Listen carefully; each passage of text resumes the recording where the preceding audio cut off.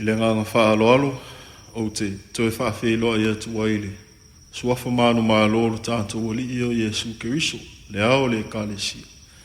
Ile pa ia mau alunga o si o tātou nuu, ia whaapea fo ile mamalu o Samoa, o loo mau o mai le ni whaasala launga. Maalole soifua maua ma le langi e mama. Maalole on sai, iwi lava ina whea ngai tātou ma whainga tāo le whaamai nei aso. Ia o loo tātou mōri maupea, ile ngalue mai o le a wha malolo o lo tātou tua mō i tātou. A se tāpe nanga fo ile nei o se upu fola mō i tātou le whi awha ale nganga o le nei aso. E tu sai ma le mta upo le Tusi Faitau Aso le Ekalesia. Ia manuia lau whaafonga si a tātou te talo. Anganga pa i ae lo mātou whesoasoa ni sili. A fio maia mō i mātou e te momoli mai le whiau fola o le nei aso. Ina ia pai mai ia o mātou loto ma wha moe moe. Ia tupu ai pēlo mātou whātua i la ufio. I to tonu o le nei vai tau o whaingatā ma puapuanga. E ala lava ia Yesu. Amen.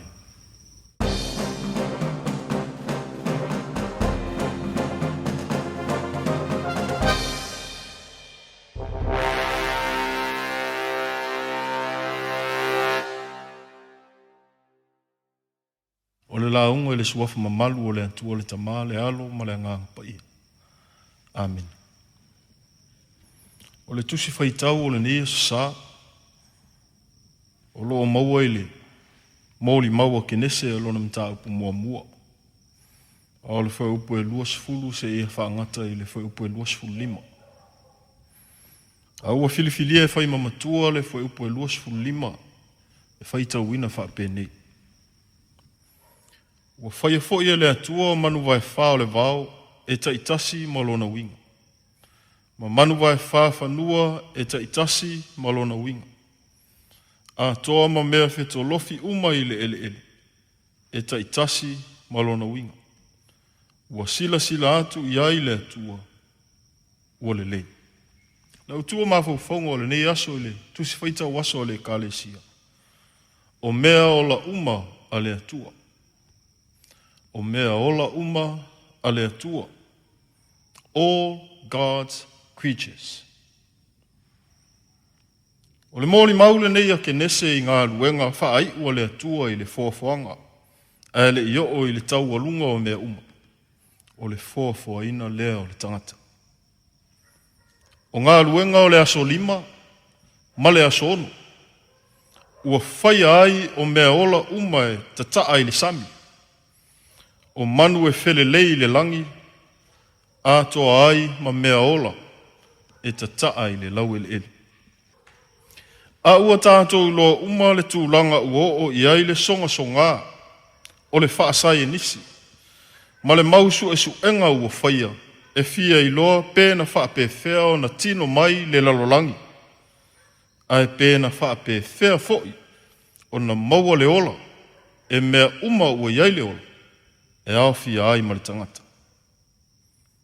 E le whaingo fia o na talia e le whaasai e nisi le tala le neia kenese, ua avea ma tali tonunga whaavae o le au Kerisiano. Ua tele whaitau ma whainga le whaasai e nisi e whausia se mea ola, mai le ai o se ola. Ua o lava ina tau ma whai e whausia se tangata soifua. E le ma whai. Le anga o le atua le whaapongai o le ola. Na o ia fo ina te mawhaia ona a vatu le ola. I se mea le o iai le ola. O le ola, o le mea patino i le atua. O le tino mai fo i o le ola i le lalolangi. E le iso ona whaia e le atua se mea. E iai le tā ua o mea ola uma na whaia ai e le atua. Ale whai maikenese, e taitasi malona winga. E le eise mea tasi na whaia fua, e au noa masona tāua. O le tala atoa o le whawhanga le atua. O atangi ai lo na whai mea le lei, ma le whai mea atoa. Ma o mea umai lo na whaatūlanga ina. Na whaia lava mō le tangata i ola manuia. Awa whaatoa whaasanga lava le atua e whaia le tangata. Ina ua ta oto i le anga tonu le lalolangi ma mea uma. Na o le tangata fo ina whaia whaapitoa i le atua i ona a au. Ma lona whaatusa pa ia. Na o le tangata fo ina maa nava i ai e le atua lona maa na vaola i ona ponga isu. Lona ui. E matua ta ua lava le tangata i le fina ngalo o le silisili esi. O mea ola uma ua taitasi malona wingu. Mo le tangata ina ia ola manuia. Ma o le fafangu lea le tala le lei mo le au whaatua tua i le nea sa. Na o le atua na te mawhai o na whaatupu le ola i le mea ua le aise ola o iai. Na o ia fo i e tupu ai le wha moe moe i le mea e fōlinga ua le aise wha moe moe. O mea ola uma le atua, o mea na whaia mō so o tātou le lei. I le nei wā i tau ma whainga tā ua whea ngai ma le tātou lalolangi. Ia tātou waawa ai atu ma le whaatua tua i le atua o le ola. Ia te pā e o tātou mata wha le anganga i le atua o le wha moe moe. E wha peia na ia ta pena mea uma i le lei ma le ato atoa mō se manuia o le tangata. O lo o wha pena fo.